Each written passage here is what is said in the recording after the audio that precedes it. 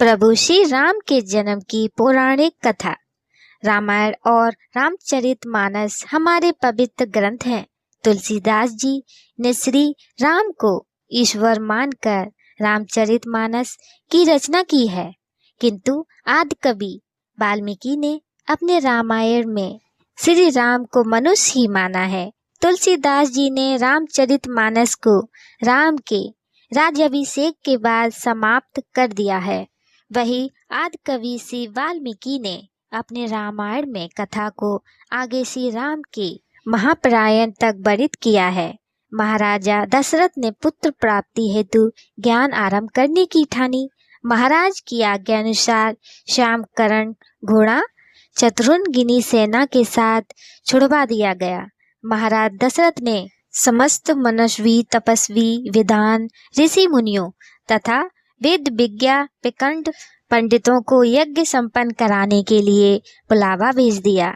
निश्चित समय आने पर समस्त अभ्यागतों के साथ महाराज दशरथ अपने गुरु वशिष्ठ जी तथा अपने परम मित्र अंग देश के अधिपति लोभपात के जमाता ऋसंग ऋषि को लेकर यज्ञ मंडप में पधारे। इस प्रकार महान यज्ञ का विधिवत शुभारंभ किया गया। संपूर्ण वातावरण वेदों की ऋचाओं के उच्च स्वर में पाठ से गूंजने तथा समिधा की सुगंध से महकने लगा। समस्त पंडितों ब्राह्मणों ऋषियों आदि को यथोचित धन धान्य गो आदि भेंट करके सादर विदा करने के साथ यज्ञ की समाप्ति हुई। राजा दशरथ ने यज्ञ के प्रसाद चरा खीर को अपने महल में ले जाकर अपनी तीनों रानियों में वितरित कर दिया। प्रसाद ग्रहण करने के परिणाम स्वरूप तीनों रानियों ने गर्भ धारण किया। जब चैत मास के शुक्ल पक्ष की नवमी तिथि को पुनर्वसु नक्षत्र में सूर्य मंगल शनि बृहस्पति तथा शुक्र अपने अपने उच्च स्थानों में विराजमान थे। कर्क लगन का उदय होते ही महाराज दशरथ की बड़ी रानी कौशल्या के गर्भ से एक शिशु का जन्म हुआ, जो कि नील वर्ण चुंबकीय आकर्षण वाले अत्यंत तेजोमय परम क्रांतिवान तथा अत्यंत सुंदर था। उस शिशु को देखने वाले देखते रह जाते थे। इसके पश्चात शुभ नक्षत्रों और शुभ घड़ी में महारानी कैकेयी के एक साथ तीसरी रानी सुमित्रा के 2 तेजस्वी पुत्र का जन्म हुआ। संपूर्ण राज्य में आनंद मनाया जाने लगा। महाराज के 4 पुत्रों के जन्म के उल्लास में गंधर्व गान करने लगे और अप्सराएं नृत्य करने लगी। देवता अपने विमानों में बैठकर पुष्प वर्षा करने लगे।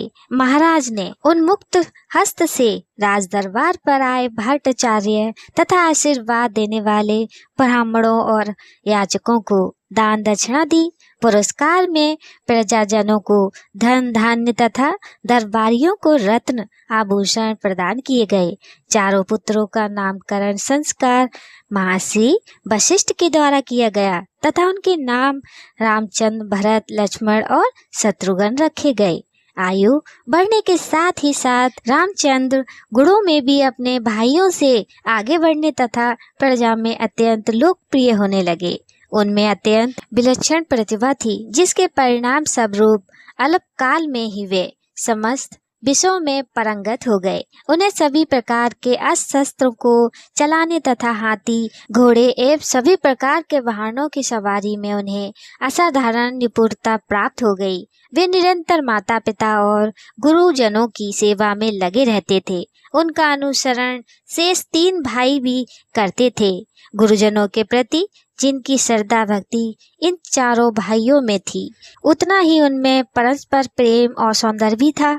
महाराज दशरथ का हृदय अपने 4 पुत्रों को देखकर गर्व और आनंद से भर उठता था।